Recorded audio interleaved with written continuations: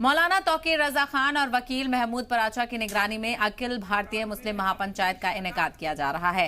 ये प्रोग्राम दिल्ली के रामलीला मैदान में इतवार यानी 29 अक्टूबर को होगा।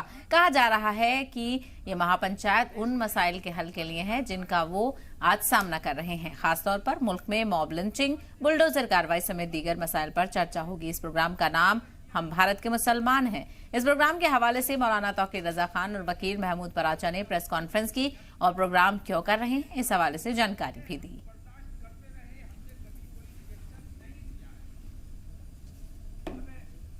हमारे लिए सबसे अहम चीज क्या है? इज्जत और इंसाफ।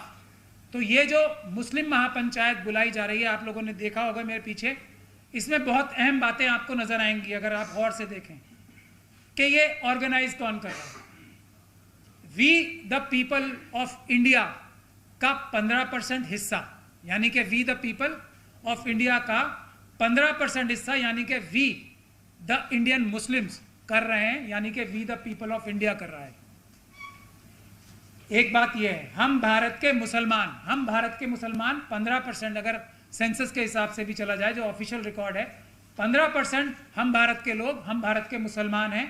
तो ये भारत के मुसलमान अपने साथ सभी मजलूमों की लड़ाई, जिसमें सिरे फहरिस्त schedule caste, schedule tribe, OBC और मुस्लिम, सिख, क्रिश्चियन, बौद्ध भी हैं, उनकी लड़ाई और आवाज का ऐलान करने के लिए, रोशनी की एक किरण दिखाने के लिए आज जो पूरी मुस्लिम कम्युनिटी में खास तौर पर एक बेबसी का आलम है, एक नाउमीदी का आलम है जो कि हराम है, वैसा जो आलम और माहौल बन गया है। पब्लिक, मेरा बार बार ये कहना है कि हमारे कायद भले ही लफ्ज़ों को चबा रहे हों, जो हमारी आवाम है, ख़ास तौर पे हमारी ख़वातीन जो है, उन्होंने CA-NRC का प्रोटेस्ट करके पूरी दुनिया को मिसाल दिखाई है कि मुस्लिम कम्युनिटी वो कम्युनिटी है जो अपनी ही नहीं बाकी सब की भी लड़ाई संविधानिक तरीके से, बहुत ज़रूरी और अहम बात है, संविधानिक और कानूनी तरीके से और शांतिपूर्ण ढंग से लड़के जीत सकती है। तो ये मिसाल जो हमारी ख़वातीन ने CA-NRC के प्रोटेस्ट में आईनी, शांतिपूर्ण, बिल्कुल अमन और अमान से, जबकि हर तरह का हमला हुआ उनके ऊपर, ये जो मिसाल कायम की है, उसको हम आगे ले जाते हुए ये महापंचायत बुलाई। मैं एक छोटी सी मिसाल आपको देता हूं कि यूपीए सरकार में हमें हज सब्सिडी दी जाती थी और भारतीय जनता पार्टी ये इल्जाम लगाया करती थी कि तुष्टीकरण हो रहा है। भारतीय जनता पार्टी की जब सरकार आई तो उन्होंने हज सब्सिडी बंद कर दी। हमें पहले अंदाजा नहीं था, लेकिन जब हज सब्सिडी बंद की गई और उस बंद होने की वजह से एयर इंडिया इतने खसारे में चला गया कि बिलाखिर उसे बेचना पड़ा।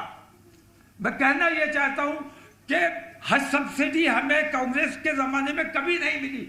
वो सारी सब्सिडी जाती थी एयर इंडिया को और हाजियों के पैसे से हमारे देश की एयरलाइन चल रही थी, और वो हाजियों का पैसा जब रोका गया और एयर इंडिया को मिलना बंद हो गया तो एयर इंडिया इतने खसारे में गई कि बिलाखिर उसे बेचना पड़ा।